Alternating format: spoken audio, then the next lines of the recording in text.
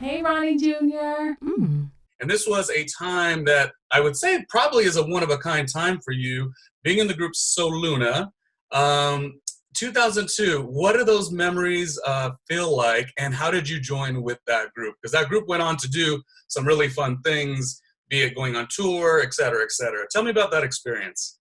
So that was the beginning, essentially. For me, it always started in music, professionally speaking. In 99 is when I met the girls. I was still in high school. I always knew I wanted to sing. I knew that I wanted to do entertainment. I didn't know how that was going to be possible because I didn't know anyone in Los Angeles. I lived in the Inland Empire, which is only about an hour out, but everybody knows that LA is its own planet. It's completely different. And so I knew what I wanted to do, but I never saw how it would be possible. And this is like one of those true Hollywood stories. It was my senior year of high school. My dad managed an auto body shop, and someone had come in because their brake light had went out on their truck, and my dad had our family picture there, and the guy who went in to get his car fixed handed my dad his card and said, okay, here, call me when the car's done. And my dad saw it, and it said something having to do with entertainment.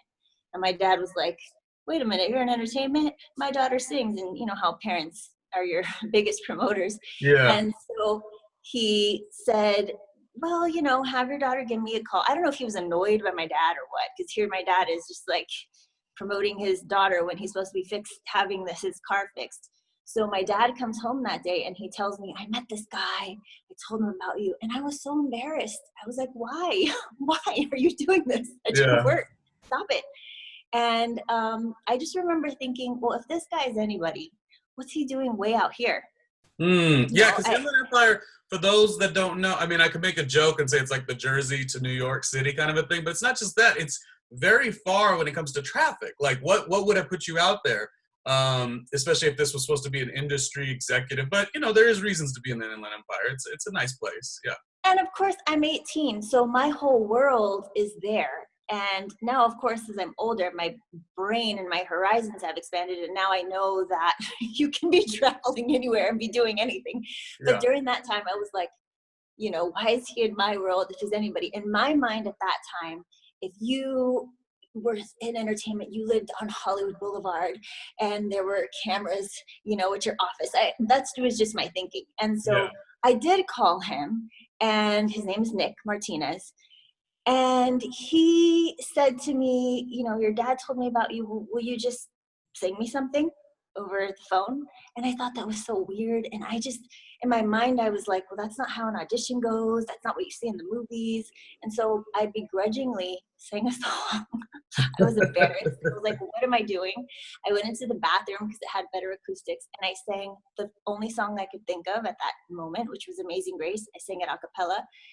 And he was like, great, that was great. I'll let you know if I hear anything. And we hung up. To me, that was the most generic, not promising conversation of all time. I thought I'd never hear from him again. I remember talking to my dad and giving him back the card after the phone call and going, don't ever do this to me again. Because you were embarrassed, but then you owed it to yourself to try, I assume. Right. And so a month later, he went back to my dad's auto body shop because he lost my number. And within that month that we hadn't spoken, he met the group Soluna, and they were looking for a fourth member. And he came back to my dad's auto body shop. My dad calls me at work. I'm working at the mall. My dad calls me and is like, hey, that guy came back. He wants to talk to you. So I get on the phone with Nick, and Nick says, I met this group. They're looking for a fourth member. I told them you sang to me. I told them I saw your picture. I don't know. Call them, see how it goes, and gave me their number. I called them. I went to meet them the next day. I auditioned with them, I guess. They had me sing, and I sang a song on my own. And I also, I had never met this man, Nick, so I didn't know if he was setting me up on something. So my Yeah, mom that's came with kind of me. odd, but I mean, you're doing you're checking your oof. Yeah, that's a tough call to do. It's a tough call. So my mom came with me, as you know, Ronnie, because you met her in those early days. She would come with me everywhere, and I'm grateful for that.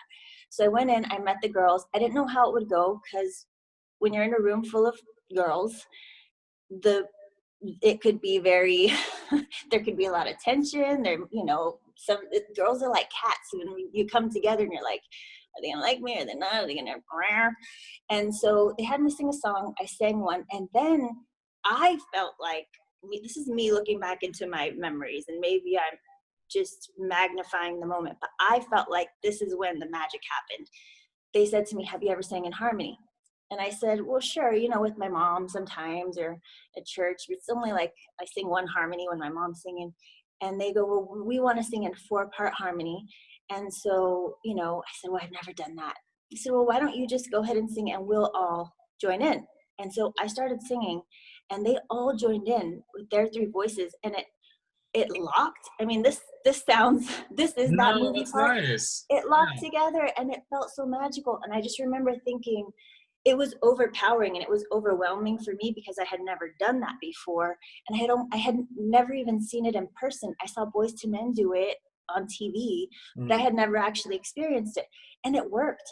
But I left thinking, well, that felt magical to me, but I don't know if that's how it is with everyone, you know. So I left. And on the way home, on the 10, I was on the 10 freeway. And on the way home, I got a page, because it was not cell phones yet. It was pagers. And they paged me. I pulled over at the pay phone. I called them back, and they said, we want you to meet our manager. And I was like, you have a manager? Because I just met them 3 in a room. Yeah. I was like, okay.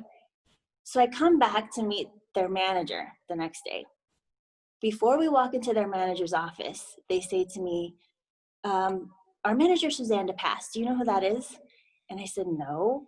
And, you know, they said, well, have you ever seen the Jackson 5 movie? And I love the Jackson 5 movie. And Vanessa Williams is in the movie. And she's the one who found the Jacksons and everything. And so they said, well, you know Vanessa Williams in the movie? I said, yeah. And they said, well, she plays Suzanne. They tell me this as I'm walking into her office. So now I'm sweating. I'm nervous. Now things feel very real, I would say. Now you want it. Now you're like this. You did one phone call, which felt like a fluke and a this and a. Now you're feeling like, okay, now I want it. I don't ever want to go back to the mall again. Right. And now I'm just shocked because I'm like, were you guys tricking me? I met you in this tiny room. I had no idea this was your manager. So we go in. I meet Suzanne. She's amazing. I'm singing. I'm so nervous. The whole thing. But she saw us together. She heard us sing together. And this is the woman who found the Jackson 5 and who worked with Stevie Wonder, the beginning of Motown, all of that. And so just to have that acknowledgement at such a young age for me was not just a confidence boost, but it also just helped me to realize my own worth, I think. And so she said, okay, well, great, problem solved. Tomorrow we'll go meet with the label. And I was like, you guys have a label? See, when you say problem solved, what does that mean? Does that mean like they had 3 members and they were looking for a 4th? Like, is that what the problem was? Yes. Okay. And Suzanne is not only is she creative and just a creative force, but she is a businesswoman. She sees problem solved, $signs, let's do it. Right, okay. And so she walked us in the next day to the record label. I had no idea they had a record label. And here we are. And it was just, it happened so fast. It happened all within a matter of a week. And my life was completely different. I mean, it went from that last week I was going to school, working at the mall, to now I've met a manager, a record label, and I'm signing a deal. And I never went back to work again. Aww.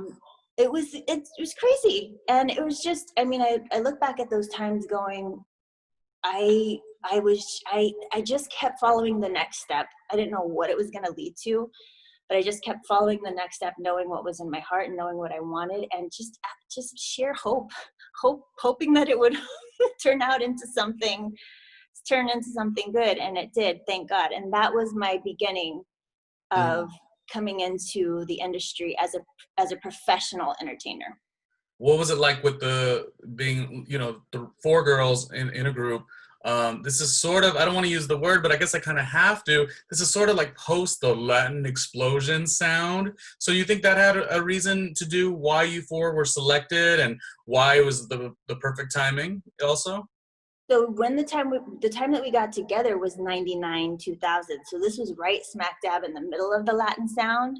So yes, very much. I think that was part of the goal. This was when Mark Anthony was crossing over, Shakira was doing English and Spanish, Jennifer Lopez, all of that, Ricky Martin, all of that was happening right then and there. And so there was definitely an emphasis on wanting to get bilingual songs written for us or for us to write them. We were all Latinas from different countries. My family's from Mexico. There was a Colombian, Puerto Rican, Chilean, and so that was all. Those were all pluses in the eyes of our label.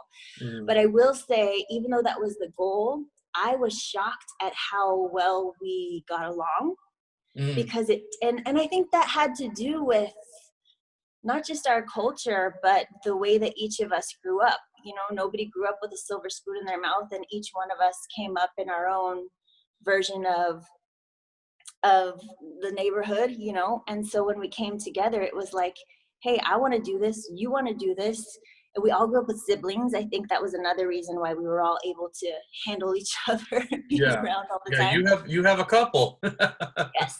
And they're all talented. They are all of your siblings, you know, do something quite interesting, and they bring a lot to the table as well. So yeah, and you we're must all have been girls. used to all girls. You must have been used to not pressure, but you used to dealing with girls, I guess. So used to dealing with girls. And so I will say that the scariest part for me was that I was the youngest. Yeah. And it seemed that like these girls had been doing it professionally for longer than I had. I had never sung on a professional mic before that time, before I joined the group. I'd never been on an airplane.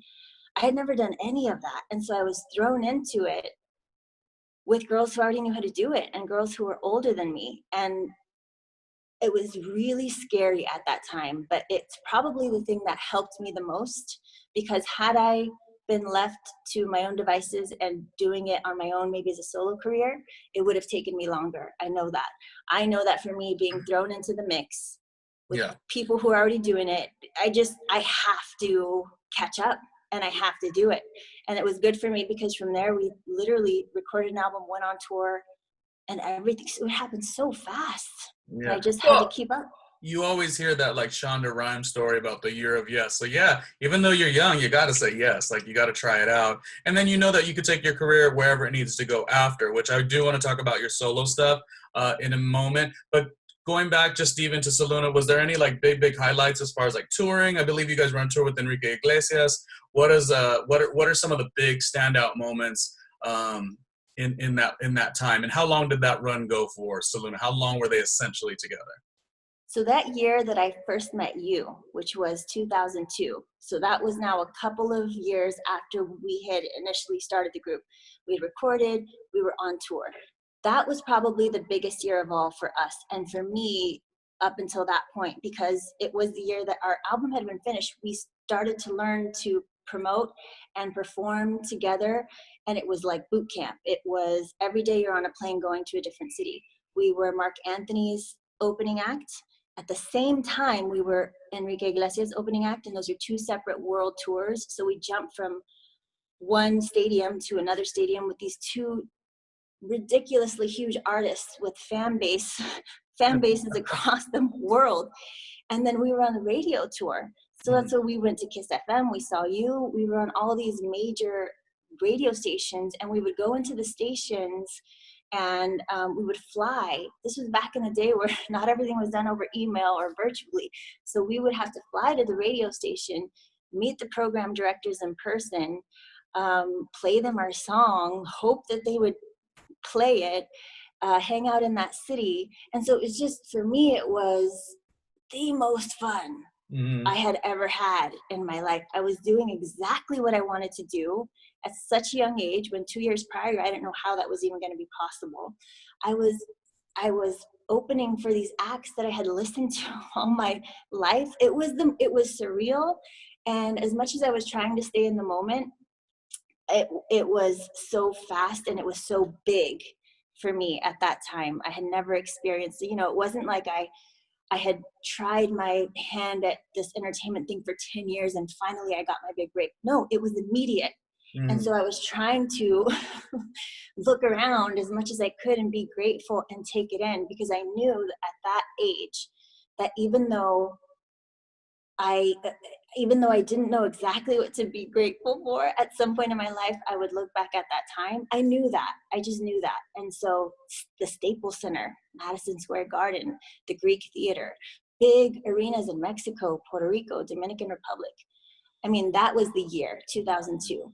And then after that, we tried to record a sophomore album, and it just wasn't clicking, I think, with the producers, because some people wanted us to stay in that Latin explosion, and then some wanted us to go right.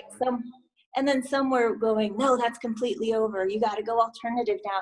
And we were just like, can we just make our own songs? But at that time, it was the record labels, sort of had the final say. And so if you were going to go about doing songs that you wanted to do and they didn't like them, they didn't have to pay for them and fund your life and fund your cause. And so there was some issues when it came to that. So we threw ourselves into making our own TV show. And the great thing about our managers at the time, which was Suzanne DePass and Irene Dreyer, is they produced television. And so we had a whole sitcom written for us. I'm telling you, it's like, these are things that you wait for years and years, and they were all happening to me from the gate. And we filmed the pilot. It's, we got the actors, whatever actors we wanted. We had the pick of the litter, because we, had big budgets behind us because of who we were with. We were signed to DreamWorks. We had Suzanne DePass, Kelsey Grammer produced it. We had Mario Lopez casted. We had Tony Blana casted. Oh, wow. And in front of a studio audience at Paramount Studios. I mean, It was crazy. The pilot didn't end up going, though. They didn't end up picking it up. But even still, just that pilot was such an experience for me. And it was almost like my career went backwards. I saw everything at the finish line first. Yeah. And then after that, when the pilot didn't go, and when we didn't end up making another album, and then also the girls I was the youngest, so they wanted to go on and maybe get married and have kids, and I was not there yet. And so we ended up disbanding for all those reasons. And then it sort of worked backwards. It was like I was handed everything on a silver platter at the beginning of my career. And then afterward, I had to figure out how to do it myself.